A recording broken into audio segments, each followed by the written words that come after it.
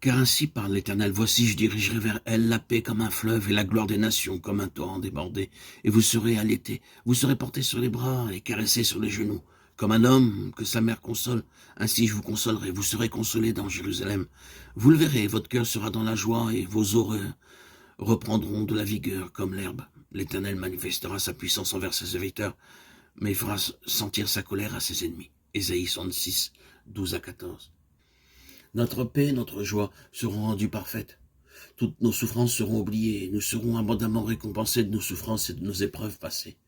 Notre paix sera comme une rivière et la gloire de Dieu coulera comme le cours d'un fleuve.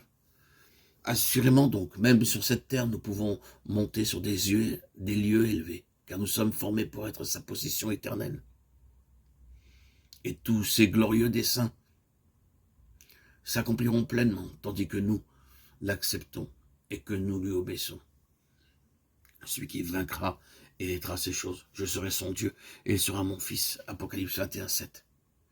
Dieu se lève une compagnie de personnes appelées les vainqueurs. Ils doivent supporter de grandes épreuves et des fardeaux douloureux. Mais Dieu, dans son plan, désire les faire bénéficier d'une grande faveur dans son royaume et leur donner bien plus que tout ce qu'un homme peut espérer ou imaginer. Il désire que nous soyons tous des vainqueurs. Il est très clair que la promesse d'hériter toutes choses, Apocalypse 21, 7, est destinée à ceux qui vaincront. Dieu désire leur donner non seulement toutes choses de l'ancienne création, mais aussi de la nouvelle. Beaucoup de personnes ne savent pas ce qu'est vraiment le salut. Ils n'ont aucune idée de ce que Dieu a destiné à ceux qui iront au ciel.